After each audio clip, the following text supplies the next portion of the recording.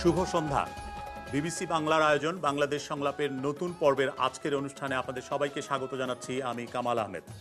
আজকের প্যানেলে রয়েছেন বাংলাদেশ আওয়ামী লীগের সভাপতিমণ্ডলীর অন্যতম সদস্য কৃষিমন্ত্রী মতিয়া চৌধুরী, বিএনপির কেন্দ্রীয় কমিটির সদস্য বিরোধী দলীয় চিফ হুইপ জৈনুল আবদিন ফারুক, বাংলাদেশ সেনাবাহিনীর সাবেক সেনাপ্রধান এবং সেক্টরস কমান্ডার ফোরামের প্রধান সমন্বয়কারী লেফটেন্যান্ট জেনারেল হারুনুর রশিদ, আর জাতীয় প্রেস ক্লাবের সভাপতি শওকত মাহমুদ।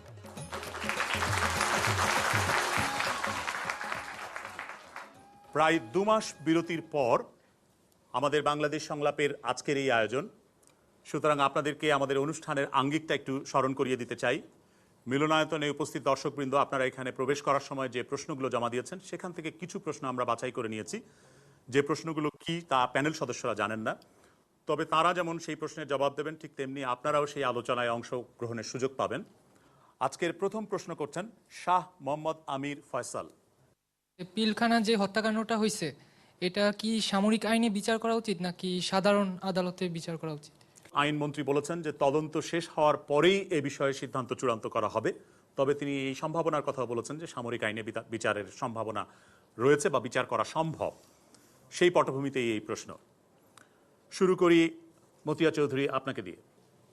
যে ঘটনা পিলখানায় 25শে ফেব্রুয়ারি সংঘটিত হয়েছে এবং 26শে ফেব্রুয়ারি যার অবসান হয়েছে, এর ভিতরে আমরা জানি অনেক নারকীয় হত্যাকাণ্ড হয়েছে এবং যারা নিহত হয়েছেন আমাদের দেশের সেই শ্রেষ্ঠ সন্তানই বলবো তাদের আমি, সেনাবাহিনীর অনেক অফিসার এবং তাদের সেই আত্মীয় পরিজন যারা বা পরিবার পরিজনেরও অনেকে নিহত হয়েছেন। সুতরাং এই হত্যাকাণ্ডের যে বিচার, এই বিচার অত্যন্ত কঠিনভাবেই করতে হবে এবং তার জন্য যে আইন দরকার সেই আইন নিয়েই হবে। এটাই আমাদের মতামত বা আমারও নিজেরও এই অনুভূতি। স্বরাষ্ট্র মন্ত্রণালয়ের অধীন একটি বাহিনী, যেটি সামরিক বাহিনী নয়, বাংলাদেশ রাইফেলস, আধা সামরিক বাহিনী বলা হয়, সেই বাহিনীর ভেতরের বিদ্রোহ বা হত্যাকাণ্ড যাই বলি না কেন, সে ঘটনার বিচার সামরিক আইনে করাটা কতটা যুক্তিযুক্ত? কিন্তু যারা মারা গেছেন তারা কিন্তু সামরিক বাহিনীর লোক বেশিরভাগ।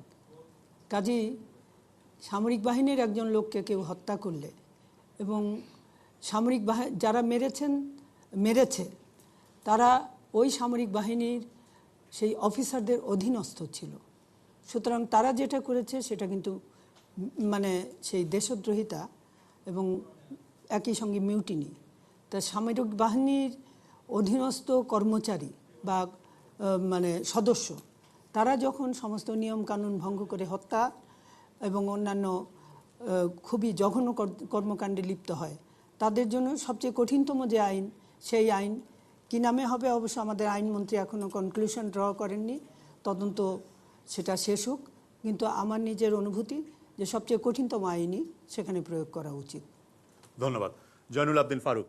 দেশে একটি প্রচলিত আইন আছে এবং দেশের সরকার আছে, দেশে একটি কনস্টিটিউশনাল সরকার। যে প্রশ্নটা এখানে উত্থাপিত হয়েছে যে আইনমন্ত্রী দুইটি কথা বলেছেন। প্রথমে বলেছেন এটাকে সরাসরি সেনাবাহিনীর আওতায় এনে সেনা আইনে তার বিচার হবে।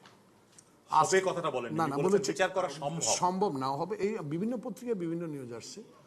আবার আজকে দেখলাম উনি বলেছে যে সরকার চিন্তা করবে দেখল আইন। এই আইনটা তো নাই দেশে। তারা একটা আধা সামরিক বাহিনী, সেনা আইন তো আছে না, সেনা আইন তো আছে কিন্তু বিডিআরের তারা আধা সামরিক বাহিনী এবং স্বরাষ্ট্রমন্ত্রীর অধীনস্থ। এখন যদি সরকার মনে করে, তবে আমি আপার সাথে একমত সম্পূর্ণ। দেশে যে হত্যাকাণ্ডটা 25 এবং 26-এ ঘটেছে এটা একটা নির্মম। পৃথিবীর ইতিহাসে মনে হয় এতগুলো সামরিক বাহিনীর শ্রেষ্ঠ সন্তানকে হত্যা করাটা এটা একটা নির্মম।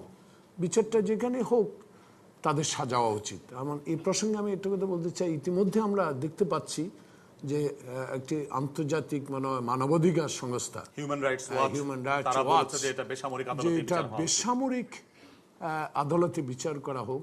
তো সরকারের এইসব ব্যাপারে যেহেতু একটা তদন্ত চলছে, এই ব্যাপারে এখনো কোনো আলোচনা সমালোচনা করা আমি সমাজীন মনে করি না, কারণ আমি বিচার চাই, কঠিন বিচার চাই। এটা সেই কঠিন বিচারের প্রশ্নেই বক্তব্যটি এসছে যে সেনা আদালতে সামরিক কর্মকর্তাদের হত্যার বিচারটা দ্রুত সময় করা সম্ভব এবং কঠিন বিচার করা না, না, সম্ভব, সেনা সেই আদালত- কারণেই এই একটি যুক্তি এসছে। সেনা কিন্তু আদালত- আরো একটি যুক্তিও সেখানে প্রশ্ন আসছে, সেই প্রশ্নটা হচ্ছে যে এই ঘটনার সময় বেসামরিক নাগরিকও কয়েকজন নিহত হয়েছেন, বিডিআর এর সদস্যও কয়েকজন নিহত হয়েছেন, তাদের বিচার তাহলে কোন আইনে হবে?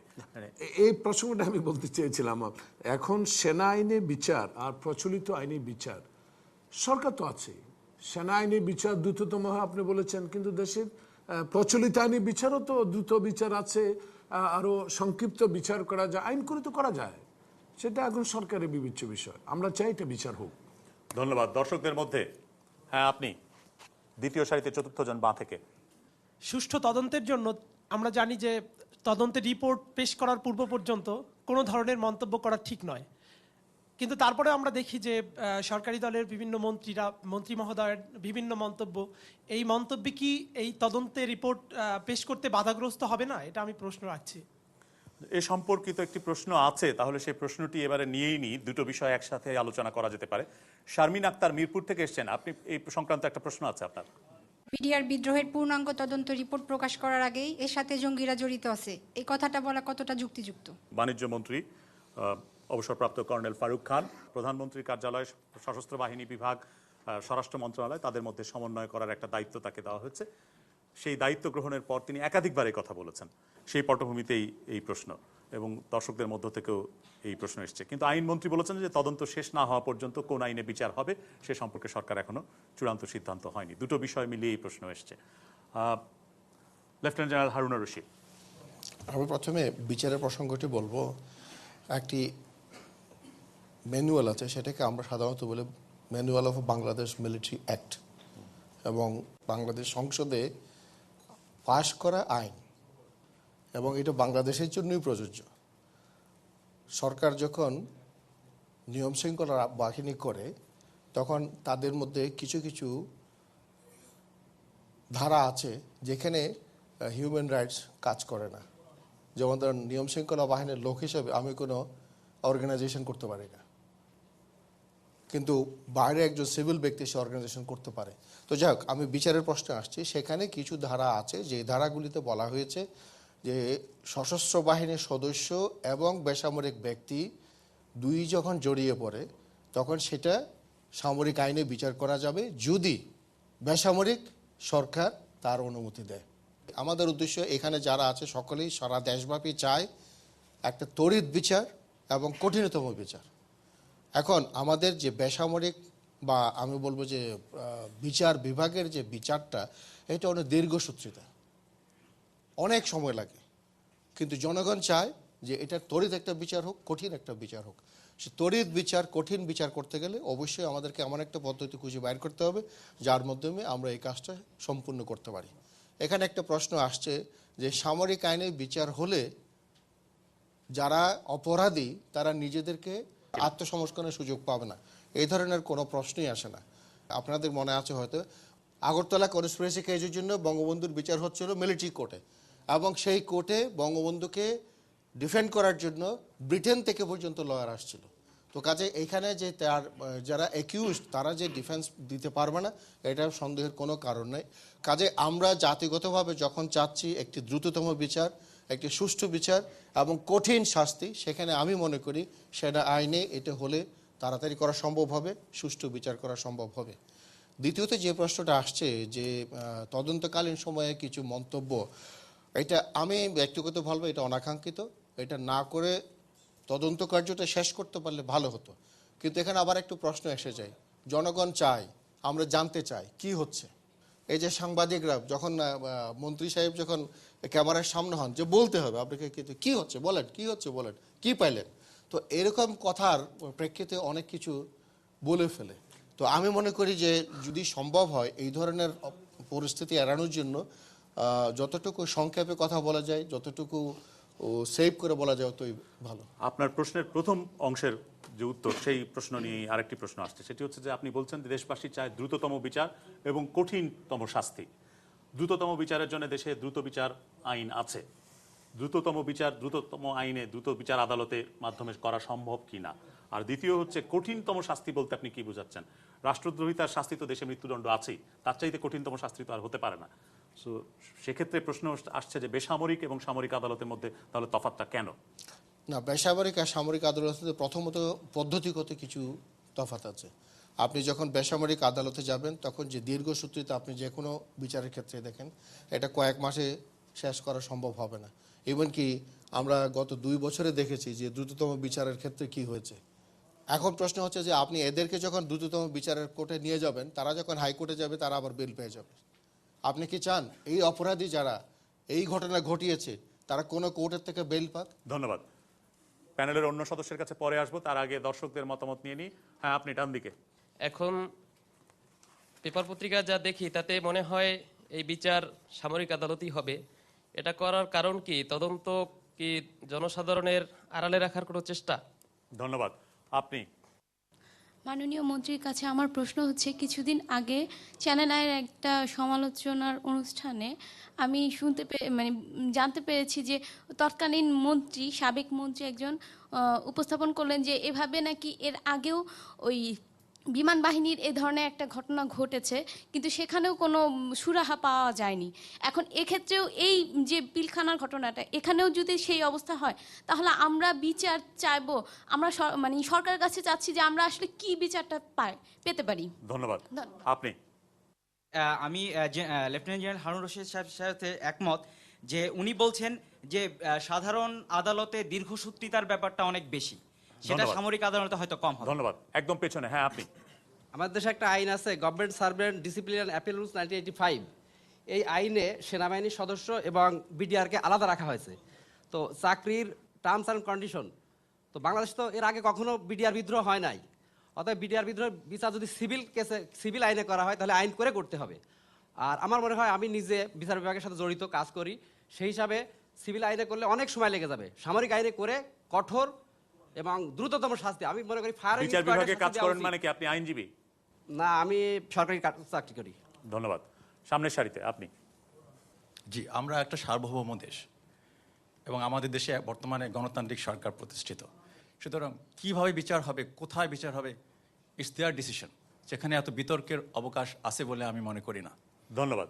হ্যাঁ, আপনি? এই ক্ষেত্রে আমি মনে করি যে এটি একটি গণতন্ত্র নির্বাচনের মাধ্যমে নির্বাচিত সরকার। তো যেহেতু স্বরাষ্ট্র মন্ত্রণালয়ের আন্ডারে অনেকগুলো বাহিনী, তো এটা কি এভাবে করলে হয় না যে বিডিআরকে প্রথমে প্রতিরক্ষা মন্ত্রণালয়ের আন্ডারে নিয়ে সেনাবাহিনীর তত্ত্বাবধানে যদি নিয়ে যাওয়া হয়, এক ক্ষেত্রে যেমন বিচারের ক্ষেত্রে এই যে কনফিউশনগুলো এগুলো দূর হয়, এবং এর সাথে সাথে আমি বিশ্বাস করি যে বিডিআরকে সুশৃঙ্খলাবদ্ধ এবং দেশরক্ষা বাহিনী হিসেবে বিডিআর সুনাম অনেক বৃদ্ধি পাবে, এবং এই ক্ষেত্রে এই যে আইন সংক্রান্ত জটিলতাগুলো থাকবে না। ধন্যবাদ। শওকত মাহমুদ?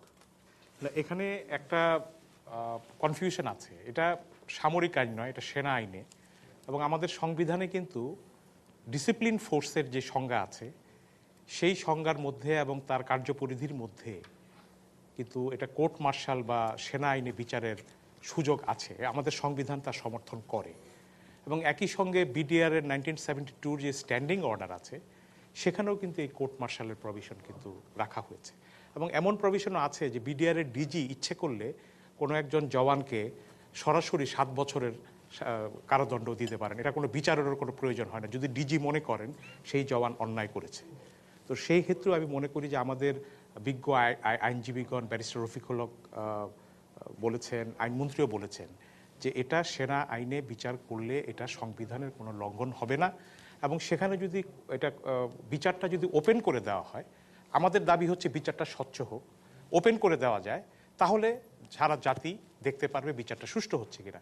এর আগেও সেনাবাহিনীতে একটা স্বচ্ছ ওপেন বিচার হয়েছে, যেমন কর্নেল নুরুন নবী ভার্সেস স্টেট, এটাও কিন্তু একটা ওপেন বিচার, এটা কিন্তু ওপেন করে দেওয়া হয়েছিল। অর্থাৎ এখানে আপনি দুটো বিষয় বলছেন, যে একটা হচ্ছে সামরিক শাসনের অধীনে যে সামরিক শাসন আদালত হয়েছিল সেই মার্শাল ল কোর্ট নয়, না না, সেনা আইনের যে সামরিক আইন এবং সেনা আইনের পার্থক্য হচ্ছে সেনা আইন দ্বারা পরিচালিত সেনা আইন পরিচালিত হতে পারে, কিন্তু সেটা স্বচ্ছ হতে হবে। কিন্তু সেনাবাহিনী যখন রাষ্ট্রীয় ক্ষমতা দখল করে তখন সামরিক আইন প্রযোজ্য করে, সে কারণে সেনা আইন নয়। এবং সেনা বিচার মানে যে এটা অগণতান্ত্রিক বিচার তা কিন্তু নয়।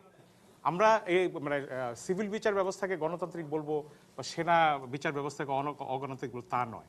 তবে ডিফারেন্স হচ্ছে উনি যেটা বললেন যে একজন সেনা সদস্য বা কর্মকর্তার তার স্বাভাবিক মানবাধিকার অনেক ক্ষেত্রে থাকে না, সেই পার্থক্যটুকু তো থাকবেই, এটা আছে। এবার ডিসিপ্লিন ফোর্সের মেম্বার হিসেবে সেটা মেনে নিয়েই তিনি ওখানে চাকরি করেন। অতএব এটা হওয়া উচিত, কিন্তু এটা ওপেন হওয়া উচিত, এটা কোনোভাবেই গোপনীয় বিচার যেন না হয়। এখন প্রশ্ন হচ্ছে, যেমন সিআইডি তদন্ত করছে, সিআইডি হচ্ছে এখন লিগেল সংস্থা যারা তদন্ত করে আদালতে চার্জশিট দেবে, যেহেতু এটা লালবাগ থানায় মামলা হয়েছে। এখন সেনা আইনে যদি বিচার হয় তাহলে কিন্তু এই তদন্তের ফলগুলো কিন্তু সেনার আদালত কিন্তু এটা বিবেচনা করবে। অতএব এখন যে তদন্ত হচ্ছে এই তদন্তটা কিন্তু বৃথা যাবে না। এই তদন্তের আলামত, সাক্ষ্য, জবানবন্দি, স্বীকারোক্তিমূলক জবানবন্দি সবগুলোই কিন্তু সেনা আদালত বিবেচনা করে দেখবে। এটা কিন্তু এটা সম্ভব, এবং আমি মনে করি যে আমাদের দেশের আইনবিদেরাও বলছেন যে এটা সেখানে করা যেতে পারে এবং দ্রুততম সময়ের মধ্যে এই বিচারটা সম্ভব হতে পারে। এখন আরেকটি প্রশ্ন উঠেছে, আমি যদি একটু বলে দিই, যে তদন্তের ক্ষেত্রে বলা হয়েছে যে তদন্ত শেষ হওয়ার আগেই যে মতামত দেওয়া হচ্ছে যে অমুক জড়িত, এটা আমি জেনারেল হারুনের সঙ্গে একমত যে এটা একান্তই অনভিপ্রেত। কারণ এই ধরনের মন্তব্য হয় মানুষ জানতে চায়, কিন্তু তদন্ত শেষ না হওয়া পর্যন্ত এই ধরনের মন্তব্যে মানুষ মনে করতে পারে যে এটা তদন্তকারীদের প্রভাবিত করা হচ্ছে। কারণ আমরা চাই বিনা পক্ষপাত এবং সম্পূর্ণ নিরপেক্ষ থেকে এই তদন্তটা হোক, এবং ধন্যবাদ। এই তদন্তের উপরেই অনেক কিছু নির্ভর করছে। আরেকটি কথা আমি বলে রাখি, স্কটল্যান্ড ইয়ার্ড সেখানেই তদন্ত করে যেই অফেন্সের কোনো ক্যাপিটাল পানিশমেন্ট হয় না। তারা এসেছিল, স্কটল্যান্ড ইয়ার্ড এবং এফবিআই এখানে যেটা করছে তারা কিন্তু তদন্ত করছে না, তারা তদন্তের তদন্তকারীদেরকে সহায়তা করছে। এটা তাদের একটা সীমাবদ্ধতা আছে। এফবিআই যেটা করছে যে আমাদের ফিঙ্গারপ্রিন্ট ম্যাচিং এর যে ইকুইপমেন্ট বাংলাদেশে প্রযুক্তিগত সহায়তা দিচ্ছে, সেটা ধন্যবাদ। তারা করছে। ধন্যবাদ। জয়নুল আবেদিন ফারুক, আপনি আবার ফেরত আসতে চান? না, এই ব্যাপারে আমি আমাদের সম্মানিত শওকত মাহমুদের সাথে আমি একমত যে আজকে যে প্রশ্নকর্তা প্রথম একটা প্রশ্ন করেছেন তদন্তের স্বার্থে কারো মুখ খোলা উচিত না, কিন্তু আমার দীর্ঘ দিনের রাজনীতির সাথে সম্পৃক্ততা আছে এবং দেশের সামাজিক কাজেও সম্পৃক্ততা আছে। আমি কোনোদিন দেখি নাই যে কোনো তদন্ততে একটা সমন্বয়কারী নিয়োগ।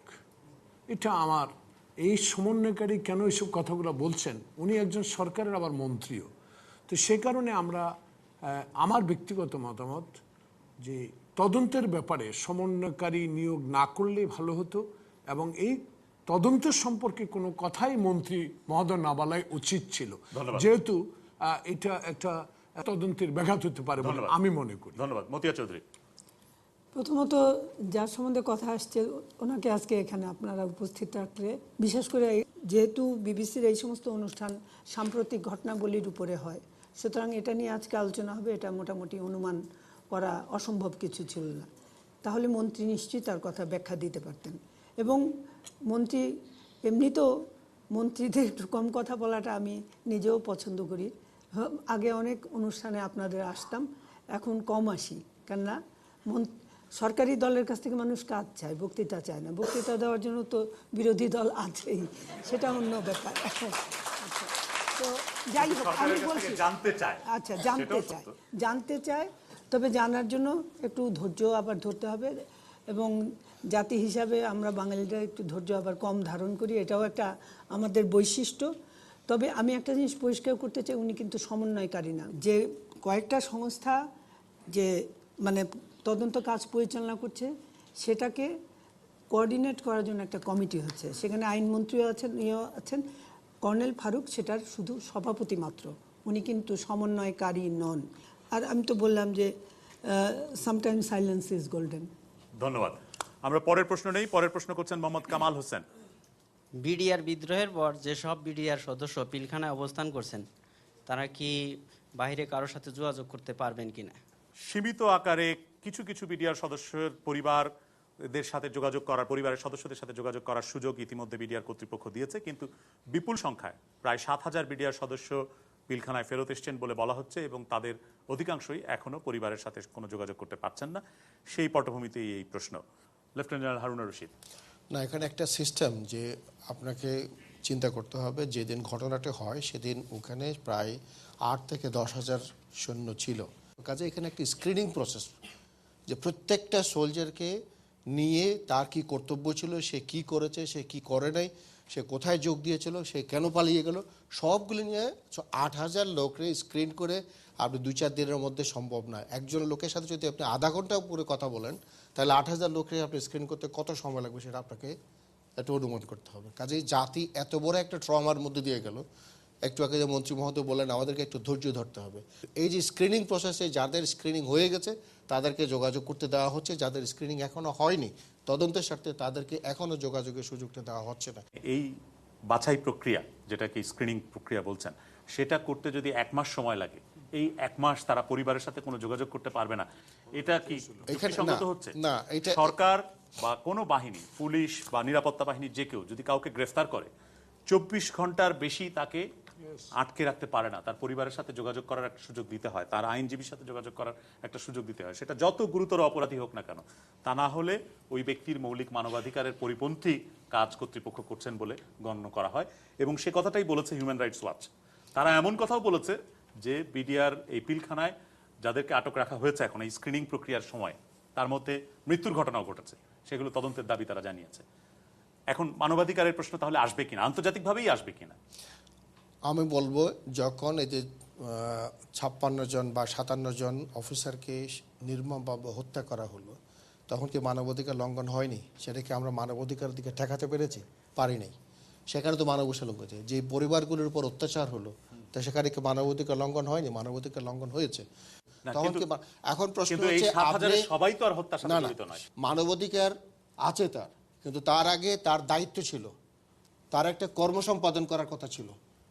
আপনি যদি 8000 সৈন্য যদি সেদিন রুখে দাঁড়াতো, তাহলে 300 জন সৈন্য এই হত্যাযজ্ঞ চালাতে পারে নাই। তার মানে 8000-এর মধ্যে 8000কেই দোষী বলতে হবে যে তার কর্তব্য কার্যত সম্পাদন করেনি। সেটা ছাড়াও সিকিউরিটি দায়িত্বে যারা ছিল, তারা সিকিউরিটি দায়িত্ব পালন করেছে কিনা, কে সিকিউরিটি দায়িত্ব ছিল? আপনি হয়তো জানেন যে বিডিআরের সদর দপ্তরের সমস্ত নথিপত্র তছনছ করে ফেলেছে, কম্পিউটারগুলিকে ডিস্ট্রয় করে দেওয়া হয়েছে। কাজে কোনো ডকুমেন্ট নেই বাইর করার জন্য কে কোন ডিউটিতে ছিল, কার কাছে অস্ত্র ছিল, কার কাছে অস্ত্র ছিল না।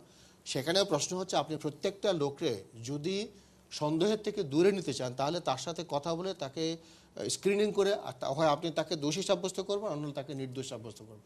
আপনি কাকেও এমনি চেহারা দেখে বলতে পারেন তুমি এদিকে যাও, তুমি এদিকে যাও, এটা সম্ভব না। তো কাজে 8000 লোককে যখন আপনাকে স্ক্রিনিং করতে হবে, আপনাকে সেই সময়টুকু দিতে হবে।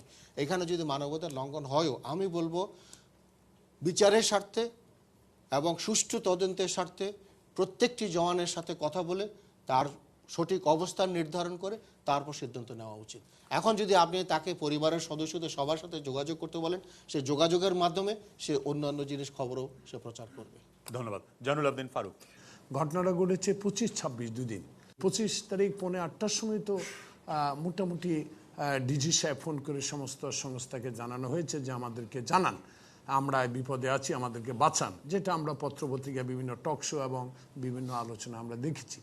সেখানে আজকে সেদিন বিডিআরের কত সদস্য উপস্থিত ছিল ওই ক্যাম্পে, ওই সদর দপ্তরে, কিন্তু পরবর্তীতে সরকার যোগদান করার জন্য বললেন। সে সরকার বললেন সব বিডিআর যারা ছুটিতে ছিলেন, যারা এখান থেকে পালিয়ে গেছেন, যে অবস্থায় সব তো বিডিআরে রিপোর্ট করতে বলেছে। সেখানে যারা নিরপরাধ, এটা তো কে অপরাধী নিরপরাধ এখনো তো প্রমাণিত হওয়ার সুযোগ নেই, তদন্ত পরে আসবে। জেনারেল হারুন সাহেব যেটা বলেছেন যে ডেস্ট্রয় করেছে, অস্ত্র কার কাছে ছিল, প্রোটেকশন, এটাও। কিন্তু মানবাধিকার সংস্থা যে কথাটা উনি বলেছেন যে হিউম্যান রাইটস বলছেন যে আমার 57 জন অফিসারকে গুলি করে মেরে ফেললো, আমরা এত গোয়েন্দা সংস্থা, আমাদের বিডিআরের গোয়েন্দা, সেনাবাহিনীর গোয়েন্দা, বিভিন্ন গোয়েন্দা সংস্থা, সরকার, একটা অনির্বাচিত সরকারের পর একটা সরকার এখানে 2 মাসের মাথায় এসে এত বড় একটা বিপদ মাথায় নিলেন, এই সংস্থাগুলো কোথায় ছিলেন? আমার প্রশ্ন এখন যে যারা এখন নিরপরাধ তারাও তো তাদের ভিতরে ঢুকছে, এখন তাদেরকে অপরাধী বিচার না করে দেখা সাক্ষাৎ করলে তো আর এটা, আমার মনে একটা হিউম্যানিটিকে চিন্তা করে এদের সাথে একটু দেখাশোনা করার, যারা অপরাধী নয়, দেওয়া উচিত বলে আমি মনে করি ব্যক্তিগতভাবে। ধন্যবাদ। কিন্তু এখানে প্রশ্ন হচ্ছে যে আপনি কিভাবে প্রথমে নির্বাচন করবেন এই সৈনিকটি অপরাধী না অপরাধী না? আপনি তো বলেছেন যে বাছাই প্রক্রিয়াটা স্ক্রিনিং করার জন্য সময় লাগবে। ধন্যবাদ। আপনার বক্তব্যটা বোঝা গেছে যে আপনি বলছেন যে স্ক্রিনিং করার জন্য সময় লাগবে। উনি বলছেন যে স্ক্রিনিং করার জন্য সবাইকে এত দীর্ঘ সময় দিয়ে মানবাধিকার পরিপন্থী হয়ে যাচ্ছে বিষয়টি। প্যানেলের 2 জন সদস্যের কাছে একটু পরে আসি, দর্শকদের 2 একজনের মতামত নিয়ে নিই। হ্যাঁ, আপনি দ্বিতীয় সারিতে। আমার পররাষ্ট্র যারা ছুটিতে ছিলেন, ছুটি এবার দেখা গেছে বিলখানার 20 তারিখে ছুটিতে গেছে, অনেকে 10 তারিখে ছুটিতে গেছে। যাদেরকে আসতে বলছে তারা তো এই ছুটিতে আসলে ওই সময় ছিল না। তাদেরও তো অনেক, তাদের পরিবারের সাথে দেখা করতে দেয় না কেন? আপনি কি ব্যক্তিগতভাবে জানেন এরকম কোন পরিবার যে দেখা করতে পারেনি ছুটির থেকে এসে? জি, আমাদের পরিবারের আছে, পরিবার কি আমাদের বাড়ির আশেপাশে এলাকা আছে কয়েক। ধন্যবাদ। আপনি? আমরা জানি বিডিআর সপ্তাহ উপলক্ষে দেশের বিভিন্ন প্রান্ত থেকে বিডিআর জওয়ানরা এখানে কুচকাওয়াজে অংশগ্রহণ করতে এসেছিল, তাহলে তাদের তো জানার কথা নাই এই অপরাধ সম্পর্কে, বা তারা এটাতে জড়িত হওয়ার কথাও না, কারণ তারা দেশের অন্যান্য প্রান্তে ডিউটিরত ছিল, তাহলে তারা তো অবশ্যই নিরপরাধ। কারণ এই ঘটনাটা অনেক দিন যাবৎ ষড়যন্ত্রমূলকভাবে ঢাকা পিলখানাতে হয়েছিল, তাদের জানার কথা না, তাহলে তারা কেন একইভাবে পরিবারের সাথে দেখা করতে পারছে না? ধন্যবাদ। আপনি? আমরা জানি যে মানে স্বল্প করে হলেও সরকার এদের সাথে যোগাযোগ করতে দিচ্ছে, তাও কেন একটি জিনিস কোশ্চেনটা বারবার আসছে, কারণ গভর্নমেন্ট তো অলরেডি দিচ্ছে, সুযোগ তো দিচ্ছে, দেখা শুরু হয়েছে প্রক্রিয়া। ধন্যবাদ। শওকত মাহমুদ। একটি বিষয় আমি উল্লেখ করতে চাই, সেটা হচ্ছে যে আর্মি অ্যাক্ট 31 অনুযায়ী যে মিউটিনি করেছে আর যে মিউটিনি দেখেছে দুজনেই কিন্তু সমভাবে অভিযুক্ত। উনি যে কথাটি বললেন যে 300 জওয়ান বিদ্রোহ করে থাকলে বাকি জওয়ানরা যে নিশ্চুপ হয়ে বসেছিল, এটা কিন্তু তাদের উপরও বর্তাতে পারে। এবং বাইরে যারা সেনা বাহিনী ছিলেন, যারা অভিযান করতে পারতেন, তারা যে তাদেরও দায়িত্ব ছিল যে এই জিম্মি সেনা কর্মকর্তাদের উদ্ধার করা। আর্মি অ্যাক্ট 31-এ কিন্তু এটা ক্লিয়ার আছে যে একটা মিউটিনি নীরবে দেখারও কিন্তু শাস্তি ওই যে মিউটিনি করেছে তার মতোই অনেক।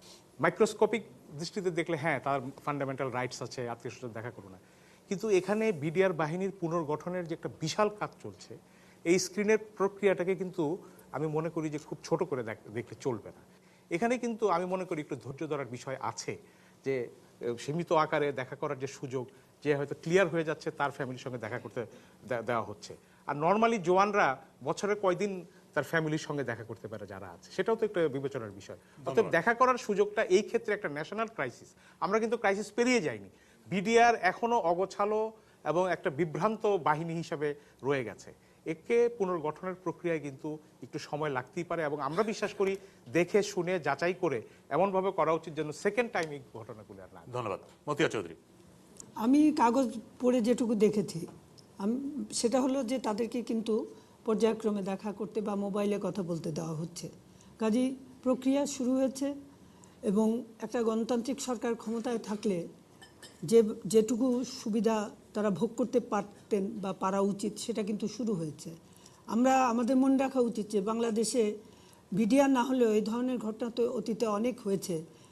মোবাইলে বা দেখা করা তো দূরের কথা, লাশটা নিয়ে দাফন করার সময় আত্মীয় স্বজন পর্যন্ত তারা আসতে চায় নাই ভয়ে বা ইত্যাদি, এগুলি এই অভিজ্ঞতা আমাদের আছে। একটা তফাৎ এখানে আছে, সেটা হচ্ছে যে ওই সমস্ত বিদ্রোহের সময় বা ওই সমস্ত অভ্যুত্থান পাল্টা অভ্যুত্থানের সময় মানবাধিকার যে আন্তর্জাতিক সনদ, জাতিসংঘের সনদ, তাতে বাংলাদেশ স্বাক্ষরকারী ছিল না, এখন বাংলাদেশ স্বাক্ষরকারী।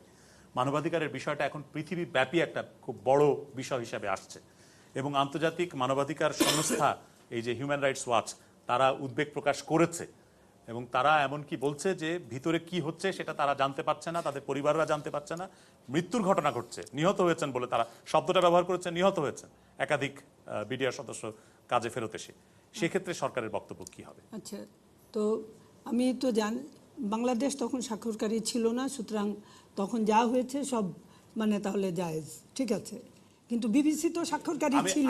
আমি জায়েজের কথা বলছি না, কিন্তু আমি জায়েজের কথা বলছি না, আমি বলছি যে আন্তর্জাতিক মানবাধিকারের বিষয়টি এখন যতটা প্রাধান্যে এসেছে তখন ততটা প্রাধান্য ছিল। আমি এইটুকু দৃঢ়ভাবে বিশ্বাস করি যে বিবিসি তখনও মানবাধিকারে বিশ্বাস করছে, আজকেও মানবাধিকারে বিশ্বাস করে। ধন্যবাদ। তবে মানবাধিকার সেদিন বিবিসির এত উচ্চ কণ্ঠ আমরা অন্তত শুনি নাই একজন শ্রোতা হিসাবে। এটা গেল আমার 1 নম্বর কথা। 2 নম্বর, যে আজকে তো বললাম যে দেখা সাক্ষাৎ তো দূরের কথা, ডেড বডি যখন ফেরত গেছে বাড়িতে তখন আত্মীয় স্বজনরা ডাকার সময় কেউ আসে নাই, ভয়ে বা আসবার মতো কেউ কাউকে ছিল না। কান্নাও কিন্তু নীরবে কাঁদতে হচ্ছে, কান্দার শব্দ সে বাচ্চাও কাঁদতে পারে নাই। কাজেই সেখান থেকে আমরা অনেক দূর আগেছি আমি মনে করি, এবং আমি বিশ্বাস করি যে স্বচ্ছতা পরিপূর্ণ থাকবে, সবটাই দিনের আলোতে হবে, রাতের অন্ধকারে কিছুই হবে না, এইটুকু আমি বলতে পারি। ধন্যবাদ। আমরা এবার পরের প্রশ্ন নেই। পরের প্রশ্ন করছেন ফরিদা ইয়াসমিন। বাংলাদেশে বিভিন্ন গোয়েন্দা সংস্থা থাকা সত্ত্বেও বিভিন্ন দুর্ঘটনা ঘটে যাওয়ার পর নানা রকম তথ্য পাওয়া যায়। আগে তথ্য পাওয়ার লক্ষ্যে সরকারের কোনো জরুরি পদক্ষেপ আছে কিনা? এত বড় একটা ঘটনা ঘটলো, দেশে এতগুলো গোয়েন্দা সংস্থা কার্যকর রয়েছে, অনেকগুলোর নাম আমরা জানি, অনেকগুলো জানি না। যেমন ডিজিএফআই এর কথা জানি আমরা, এনএসআই এর কথা জানি, জাতীয় নিরাপত্তা সংস্থা, তারপরে পুলিশের বিভিন্ন গোয়েন্দা শাখা আছে, এমনকি বাংলাদেশ রাইফেলসেরও নিজস্ব একটা গোয়েন্দা শাখা ছিল। এতগুলো গোয়েন্দা শাখা থাকার পরেও আগাম কোনো তথ্য পাওয়া যায়নি যে এ ধরনের কোনো ষড়যন্ত্র হচ্ছে বা হচ্ছে কি না। আর এখন বলা হচ্ছে যে নানা ধরনের ষড়যন্ত্র ছিল। তাহলে সেই গোয়েন্দা সংস্থাগুলোর কার্যক্রমের ক্ষেত্রে ব্যর্থতা ছিল কিনা, বা সেক্ষেত্রে ব্যর্থতা থাকলে সরকারের পদক্ষেপ কি? মতিয়া চৌধুরী। ব্যর্থতা তো অত্যন্ত মানে পরিষ্কার, এটা নিয়ে কেউ এই ব্যর্থতা অস্বীকার করবে এই সমস্ত সংস্থার, মানে কেন করবে? কারণ না, তারা ব্যর্থ হয়েছেন। এই ব্যর্থতা স্বীকার করে নিয়ে সরকার কি শিক্ষা নিয়েছে, কিছু করছে ইতিমধ্যেই? দেখুন, এখানে একটা খুব ভালো সুযোগ আপনি আমাকে দিয়েছেন, যেটা বলা মানে এর জন্য আপনাকে ধন্যবাদ না দিয়ে পারছি না। যদি আমরা তো জানি যে 7 বছরে কি হয়েছে, কি ধরনের দলীয়করণ হয়েছে, কি করা হয়েছে। আমরা যদি এসেই পরিবর্তন, দলীয়করণ ছিল না 5 বছর পরে, 2 বছর না পরে না নিরপেক্ষ ছিল না, তারপরেও একেবারে খুব যে মানে যার জন্য দেখা গেল যে কয়েকজন উপদেষ্টা বদলাইতে হচ্ছে, এর ভিতরে অনেক কিছুই তো হচ্ছে, একেবারে এটা বলে কোনো লাভ নাই। আত্মীয়করণও হচ্ছে, নানান ধরনের পোস্টিং হচ্ছে, এগুলি দেশের মানুষ জানে না তা তো না। আর দেশের মানুষ এত বোকা আমি অন্তত মনে করি না। যাক, আমি মূল প্রসঙ্গে ফিরে আসি। যদি প্রথমেই 49 দিনের মাথায় কিন্তু ঘটনাটা ঘটছে। 6ই জানুয়ারি আমরা সরকার গঠন করছি, 25শে ফেব্রুয়ারি ঘটনাটা ঘটছে। তো 49 দিনের মাথায় এই ধরনের একটা ঘটনা। আমরা যদি ফ্রম দি ডে 1 চেঞ্জগুলি শুরু করতাম, যেটা আমরা তো কিছু বুঝি, সবাই জানি যে কে কোন দিকে হাঁটছেন, তাহলে কিন্তু আমার অলরেডি মনে আছে একটা জাতীয় দৈনিক হেডিং দেওয়া শুরু করছিল শুধুমাত্র সিভিল প্রশাসনে সামান্য রদবদলে, যে আওয়ামী লীগও একই পথে হাঁটছে। এখন মানে এই চেঞ্জটা যেটা বলা হলো আগে কেন করা হলো না, সেটা এখন আর বলা হচ্ছে না, বলছে দেরি কেন করা হলো। কাজেই সরকারের এই ডাইলেমা সবসময়ই থাকে। সুতরাং সরকারের খুব মানে কঠিন পথে হাঁটতে হয়, সেই কাজটা এই পর্যন্ত শেখ হাসিনার সরকার এটা করছেন এবং আগামীতে আরও করবেন।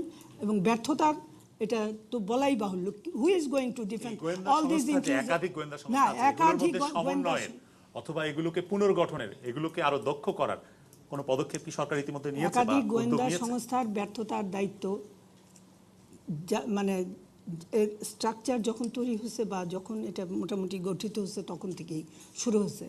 তবু আমরা বলবো যে এখন পুনর্গঠনের কাজ শুরু হয়েছে এবং পুনর্গঠন হবে ইনশাল্লাহ। এরকম তো মানে আমাদের পথ তো কোনো মসৃণ না। তবু আমি একটা জিনিস বলবো যে গণতন্ত্রেরই জয় আছে বলেই এই কথাগুলি আপনি আলাপ করতে পারতেছি, নাহলে আপনি এই অনুষ্ঠানে এই প্রসঙ্গেই আনতেন না। ধন্যবাদ। Lieutenant general Harunur Rashid. আমি বলবো এভাবে, জাতীয়ভাবে আমরা ব্যর্থ হয়েছি এই ধরনের একটি ঘটনা ঘটতে দেওয়ার।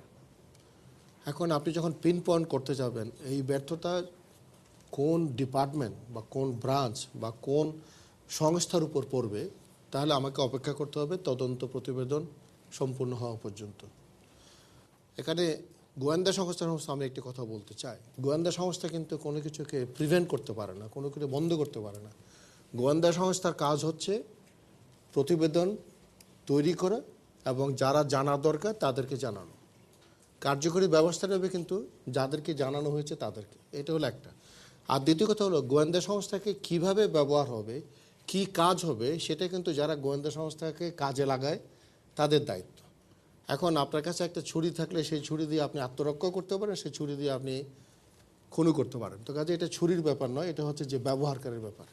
এখন 2 বছর বাংলাদেশে নির্বাচিত সরকার ছিল না, সেই সময়ে গোয়েন্দা সংস্থাগুলিকে কি কাজ দেওয়া হয়েছিল।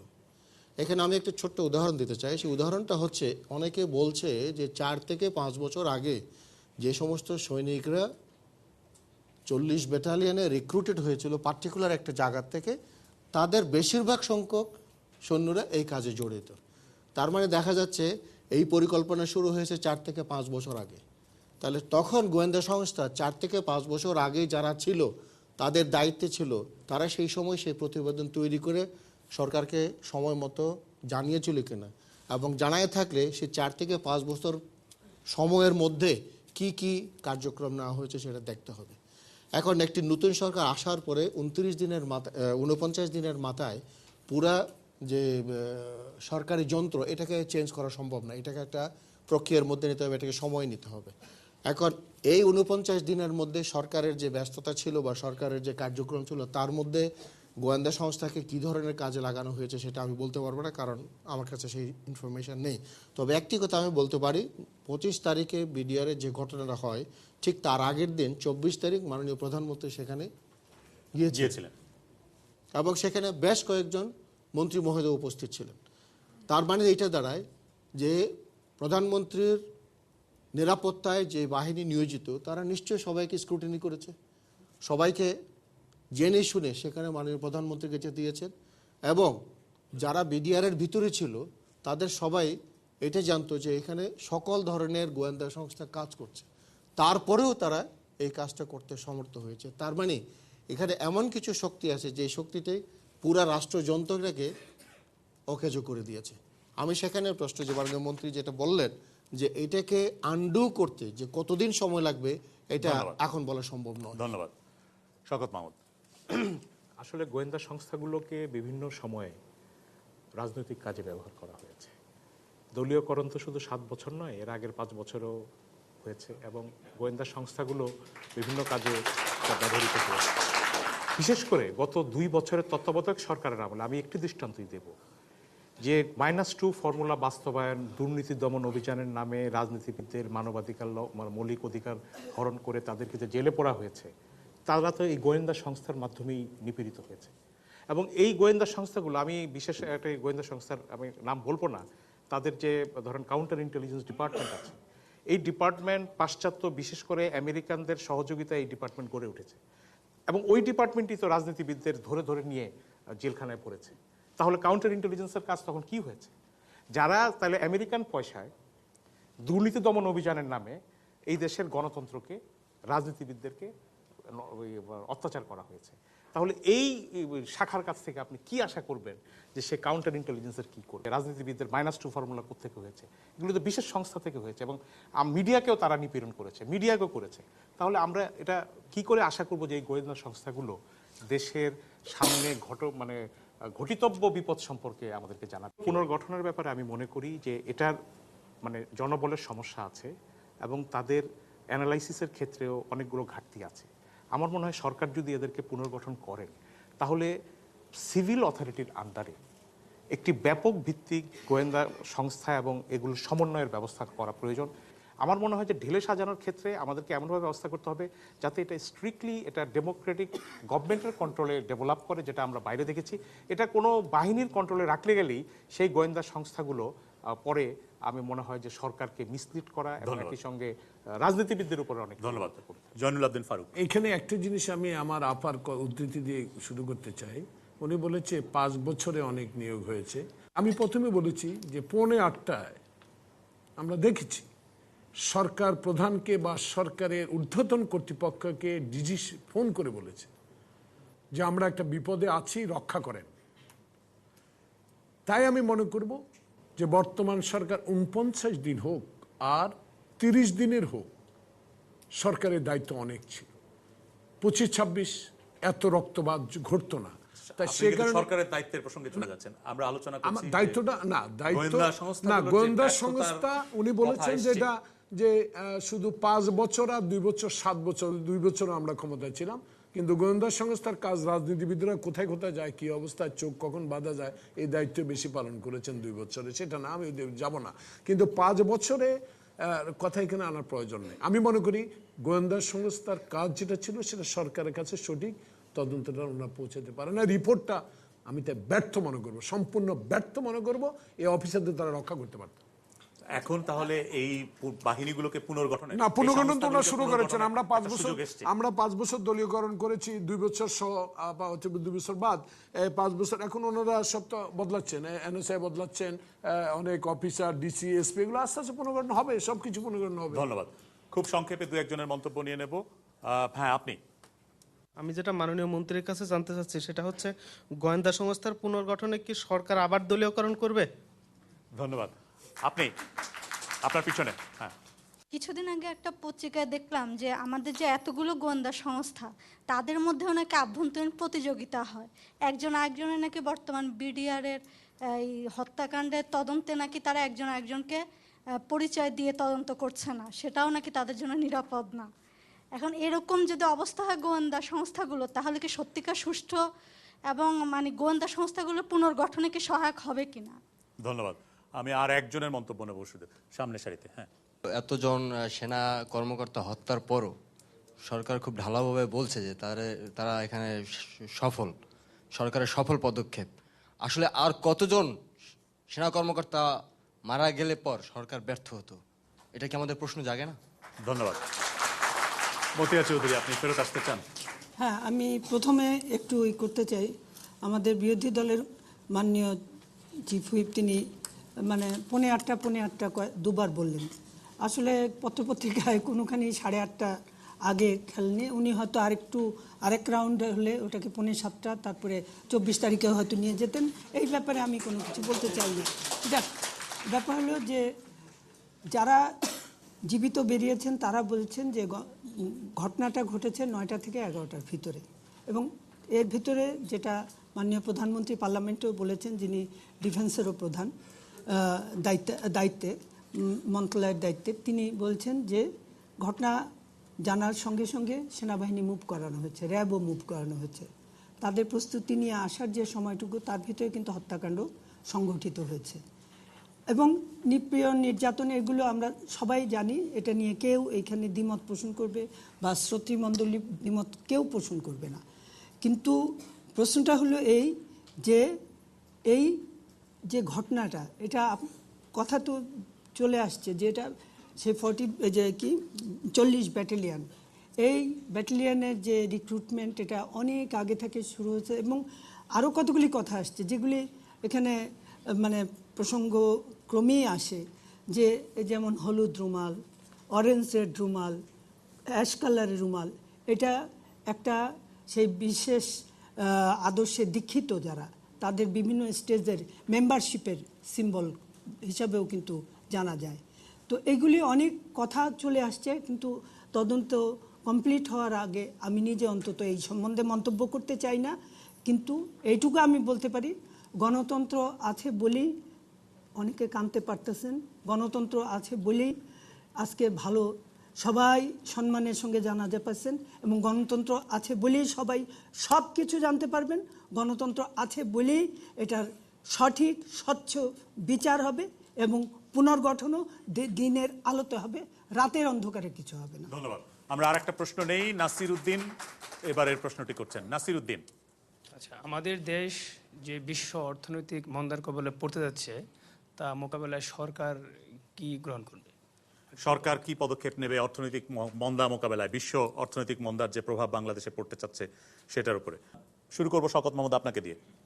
ইতিমধ্যে প্রধানমন্ত্রী বলেছেন যে একটি প্যাকেজ ঘোষণা করা হবে এবং এফবিসিসিআই এর পক্ষ থেকে 6,000 কোটি টাকার একটি সহায়তা চাওয়া হয়েছে, এবং সরকারের পক্ষ থেকে একটি টাস্ক ফোর্স গঠন করা হয়েছে যে মন্দা মোকাবেলায় আমরা কি করতে পারি, এবং এর মধ্যে পলিটিক্যাল রিপ্রেজেন্টেশনও আছে। তবে সরকারকে একটা বড় বিপদ সামলাতে হবে এরকম যে একদিকে তারা নগদ সহায়তা চাচ্ছেন, আবার আরেকদিকে বলবেন যে কাস্টম ডিউটিও আমাদেরকে কমিয়ে দেওয়া হোক, তাতে করে সরকারের রেভিনিউ কমে যেতে পারে। সরকার রেভিনিউ করলে ডেফিনেটলি সরকার পরিচালনা এবং উন্নয়ন ব্যয় জোগাড় করা সরকারের জন্য একটা সমস্যা হয়ে দাঁড়াবে। আবার ঢাকা চেম্বারের পক্ষ থেকে বলা হচ্ছে যে অপ্রদর্শিত আয় এখন বৈধ করে বিনিয়োগের সুযোগ দেওয়া হোক। তো সরকারকে অনেক অপশনস নিয়ে ভাবতে হবে, এবং একই সঙ্গে আমার মনে হয় জনগণকেও এই মন্দা সম্পর্কে তাদেরকে জাগিয়ে তোলা প্রয়োজন যে বিদেশ থেকে চাকরিচ্যুত হয়ে আমরা ইমিডিয়েটলি রেমিটেন্স ক্ষেত্রে একটা সমস্যায় পড়বো, এক্সপোর্টের ক্ষেত্রে সমস্যায় পড়বো। কিন্তু এই সমস্যাটা কিন্তু কোনো সরকারের বা দলীয় বা কোনো, এটা পুরো জাতিরই সমস্যা। এটা মোকাবেলার জন্য আমার মনে হয় যে সরকারের পক্ষ থেকে বিরোধী দলকে কনফিডেন্সে নিয়ে একই সঙ্গে জনগণকে বোঝানো, এবং যেই ধরনের সহায়তা চাওয়া হচ্ছে, টাস্ক ফোর্সে বিরোধী দলের প্রতিনিধিত্ব আছে, এটা নিশ্চয়ই একটা অবশ্যই এটা কনফিডেন্সের পদক্ষেপ, এবং যেই ধরনের সব ব্যবসায়ীরা চাচ্ছেন মানে হুড় করে টাকা দিয়ে দিলেই যে সমস্যার সমাধান হয়ে যাবে আমি মনে করি না। এক্ষেত্রে নীতিগত সহায়তা কতখানি সরকার দিতে পারে, কারণ এটার ব্যালেন্সের বিষয় আছে, এটা দেখতে হবে, এবং এটা আমি মনে করি যে পলিটিক্যাল কনসেনসাস এটা হচ্ছে একটা সবচেয়ে বড় উপায় যার মাধ্যমে আমরা জনগণকে ঐক্যবদ্ধ করতে পারি মন্দা মোকাবেলা। ধন্যবাদ। জয়নুল আবদিন। এই ব্যাপারে আমি শওকত মাহমুদ ভাইয়ের সাথে একমত সম্পূর্ণ, যে বিশ্ব অর্থনীতি মন্দার যে প্রশ্নকারটা উত্থাপন করেছেন, যে সারা বিশ্বে এখন অর্থনীতি মন্দা যাচ্ছে, সরকারকে সহযোগিতা করা উচিত। একটা গণতান্ত্রিক সরকার মাত্র 72-তে দুদিন ক্ষমতায় আসছে, সমালোচনার খাতিরে অবশ্যই সমালোচনা করব, কিন্তু বিশ্ব অর্থনৈতিক মন্দাটা বাংলাদেশ তো এর মধ্যে আছে। সেই কারণে যে প্যাকেজটা এখন ঘোষণা হচ্ছে বিসিএ থেকে এবং সরকার যে পদক্ষেপ নিয়েছে, আপনি জানেন বিরোধী দলের নেত্রী এই আমাদের যে টাস্ক ফোর্স করা হয়েছে, সেই টাস্ক ফোর্সে একজন সদস্য বিরোধী দল থেকে দেওয়া হয়েছে, সেই ব্যাপারে আলোচনা। এবং ইতিমধ্যে দেখেন মালয়েশিয়া, কোরিয়া, দুবাই, সিঙ্গাপুর থেকে অনেক শ্রমিক বেকার হয়ে চলে আসছেন। এটা বিশ্ব অর্থনীতি মন্দার কারণে। সেদিক থেকেও সরকার নিশ্চয় দিতে হবে, পররাষ্ট্র মন্ত্রণালয়ের সাথে আলোচনা করে এবং পররাষ্ট্রমন্ত্রীর সাথে আলোচনা করে, এখানে অ্যাম্বাসেডার সাথে একটু তো ঠেকাতে হবে। চাকরি নতুন করে দেওয়া না দেওয়া বড় কথা না, কিন্তু যাদের চাকরি আছে সেটা নিশ্চিত করতে হবে, এইটা আমার মতামত। ধন্যবাদ। দর্শকদের মধ্যে দু একজনের মন্তব্য নেব। হ্যাঁ, আপনি। আমার প্রশ্নটা জয়নাল ফারুকের কাছে, যে আপনি একজন সংসদ সদস্য হিসেবে এই অর্থনৈতিক মন্দায় আপনার সংসদের সদস্য বিরোধী দল বা সরকারি দলের মধ্যে কোনো ভেদাভেদ না নিয়ে আপনারা তাদেরকে সাপোর্ট দিবেন কিনা, বা তারা যদি কোনো কিছু করে আপনার যে ওয়াকআউট জাতীয় যে কিছু এরকম কিছু না করে। সেই কথা তো উনি বলেছেন যে উনি এই উদ্যোগে সমর্থন দিচ্ছেন বিরোধী দল। ধন্যবাদ। আপনি। জাতীয় ইস্যুতে আমরা দেখি যে সরকারি এবং বিরোধী দলের মধ্যে কখনো ঐক্যমত্য হয় না। তো এখন আমরা দেখছি যে কাদা ছোড়াছড়ি এবং পারস্পরিক দোষারোপ, এটা কিভাবে বন্ধ করবে? রাজনৈতিক দলসমূহ কি ব্যর্থ? ধন্যবাদ। Lieutenant general Harunur Rashid. বিশ্বব্যাপী একটা অর্থনৈতিক মন্দা চলছে এবং তার প্রতিক্রিয়া আমরা পাবো, এটা আমাদেরকে মেনে নিতে হবে। দ্বিতীয়ত, সরকার যে সমস্ত ব্যবস্থা নিচ্ছে তার সাথে আমি একটা জিনিস যোগ করতে হবে, আমাদের নিজেদেরকে ব্যয় সংকোচনের ব্যবস্থা খুঁজে বের করতে হবে। আমি বলবো সরকারিভাবে আমাদেরকে এমন কিছু কাজ করতে হবে যার জন্য আমাদের বাজেট সংকুচিত হবে, অতি প্রয়োজনীয় যে সমস্ত খরচ সেটা ছাড়া বাকি খরচটা আমরা যদি এই বছর না করে আগামী বছর করি, বা আগামী বছরের পরিবর্তে তার বছর কিছু দেখতে হবে। এবং তার সাথে সাথে আমাদের যে প্রোডাকশন ক্যাপাসিটি সেটাকে বাড়াতে হবে। এবং সেটা যদি শুধুমাত্র সরকার নির্ভর হয়ে যায়, সরকার আমাকে দিলে তারপর আমি করব, আমি মনে করি তা না। আমাদের সমগ্র জাতি হিসাবে আমাদেরকে চিন্তা করতে হবে অর্থনৈতিক মন্দা মেটাবার জন্য সরকারের যেরকম দায়িত্ব আছে সেরকম আমাদের সকলের দায়িত্ব হবে। আমাদের প্রোডাকশন বাড়াতে হবে, আমাদের খরচ কমাতে হবে, আমাদের ইম্পোর্ট কমাতে হবে, আমাদের এক্সপোর্ট বাড়াতে হবে। এই হচ্ছে একটি মাত্র উপায় যার মাধ্যমে আমরা আমাদের এই মন্দাকে কাটাই উঠতে পারি। ধন্যবাদ। মতিয়া চৌধুরী। এটা তো এই ব্যাপারে একটা জাতীয় ঐক্যমত্য সৃষ্টি করার জন্য সরকার অত্যন্ত সক্রিয় এবং আন্তরিক, এটা ইতিমধ্যে আমাদের আলোচনা ভিত্তিক প্রমাণিত হয়েছে। এবং আমি নিজে বিশ্বাস করি যে আমরা আন্তরিকভাবে কাজ করে সবাইকে নিয়ে আমরা এটা অতিক্রম করতে পারবো, কেননা এই অভিজ্ঞতা আমাদের আছে। যদিও এই আকারে মন্দা না হলেও 96-2001-এ যখন আমরা ক্ষমতায় ছিলাম তখন Asian south east Asian recession, সেটাও কিন্তু আমরা সফলভাবে মোকাবেলা করেছি। আসলে ক্রাইসিস ম্যানেজমেন্টে বাঙালির আবার একটা পারদর্শিতা আছে। আমি জাতি হিসাবে ওই জায়গাটাতে খুব বেশি রকম আশাবাদী এবং নির্ভর করতে চাই। আমরা এটা বলতে চাই যে শুধু এতে মানে 6,000 কোটি টাকার প্যাকেজ বা অন্যান্য ইন্ডাস্ট্রিতেও অন্যান্য যে সহযোগিতা সব কিছুর ব্যাপারেই আমরা অত্যন্ত সক্রিয়, বিবেচনাধীন থাকবে না, কার্যকর হবে। এবং আমি এটা বলতে চাই যে পাশাপাশি আমাদের সরকার সেফটি নেট, অর্থাৎ এই মন্দার সবচেয়ে বড় শিকার তো হলো গরিব মানুষ, এই সেফটি নেটের এরিয়া আমরা অনেক ওয়াইড করব। আমি ইতিমধ্যে খালি একটা উদাহরণ দেই, যেমন তত্ত্বাবধায়ক সরকার ভিজিএফ কার্ড পার ইউনিয়ন 1,000 করে রেখে গিয়েছিলেন। আমাদের এই সরকার ক্ষমতায় আসার পরে আমরা ওটা মানে নিম্নে 1250, ঊর্ধ্বে 1800 পর্যন্ত বাড়িয়েছে এবং চাল 10 কেজির জায়গায় 15 কেজিতে নিয়ে গেছি।